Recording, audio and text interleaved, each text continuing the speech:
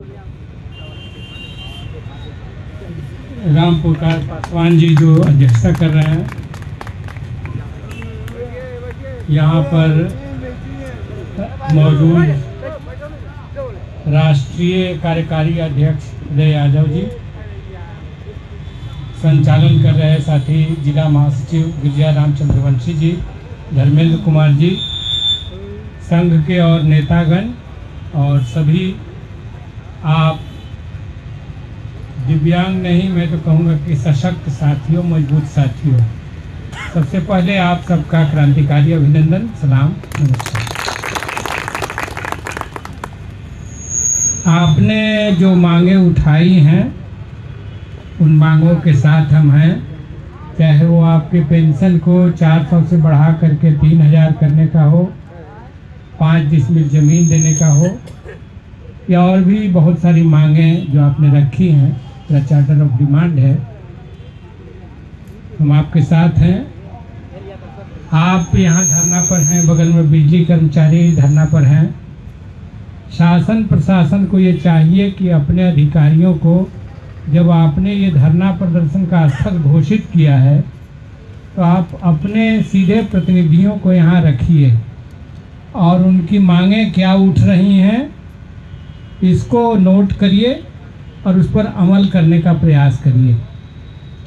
जब हम जीते थे तो पहली मुलाकात हो रही थी रोहतास के कलेक्टर से, तो हमने यही कहा था कि जो जनादेश आता है उस जनादेश को नौकरशाहों को पढ़ना चाहिए, समझना चाहिए कि इसके पीछे बात क्या है। जो राजनीतिक बदलाव हुआ है तो इसके पीछे सुख दुख क्या है, किन लोगों ने बदलाव किया है, और उसका समाधान का प्रयास करना चाहिए। लोकतंत्र के चलने का यही तरीका है, इसी ढंग से डेमोक्रेसी फंक्शन करती है। तो मैं यहाँ भी ये बात दोहरा रहा हूँ कि यह भी लोकतंत्र के ही चलने का तरीका है कि लोकतंत्र को हम और ज़्यादा संवेदनशील बनाएं। कहाँ से क्या आवाज़ निकल के आ रही है, किसकी क्या तकलीफ़ है, उसको कैसे हम दूर करेंगे, उसके लिए कैसे क्या नियम कानून बनाएंगे, क्या उनकी मांगें उठ रही हैं।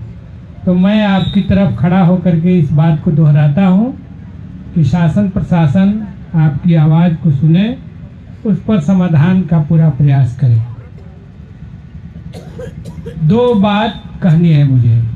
एक तो इस सवाल को लेके हम लोग जितने भी पेंशनधारी हैं, वो आपका पेंशन हो, उसके बढ़ाने की मांग हो, बूढ़ों का हो, विधवा का हो, बात आई कि अब स्टेट जो है वो कल्याणकारी नहीं रहा, वेलफेयर स्टेट नहीं है। तो हमने सवाल उठाया, तो क्या स्टेट अब मुनाफा पर आधारित कर दिया जाए, केवल मुनाफा कमाने का धंधा चले।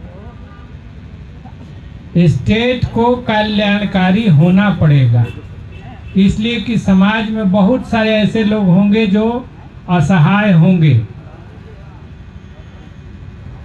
कोई विधवा है, बूढ़े हो गए, लाचार हो गए, तो बहुत सारी ऐसी कैटेगरी होगी जो क्षमता के मामले में अन्य लोगों से कम हो सकते हैं। तो स्टेट का ये धर्म है कि वो उसको सपोर्ट करे। परिवार का ढांचा जैसे जैसे कमज़ोर पड़ रहा है, वैसे वैसे बूढ़ों के भी संरक्षण की जरूरत आ रही है। तो स्टेट को मदद के लिए आगे आना होगा, राज्य को आगे आना होगा। इसलिए स्टेट अपनी जवाबदेही से पीछे नहीं भाग सकता है। एक तो बात ये, और दूसरी बात, इसको लेकर के हम लोग लड़ाई भी लड़ रहे हैं, पार्लियामेंट में भी उठाया है इस सवाल को। और लेकिन अब मान लीजिए कि कैसी सरकार चल रही है, अभी देखना पड़ेगा।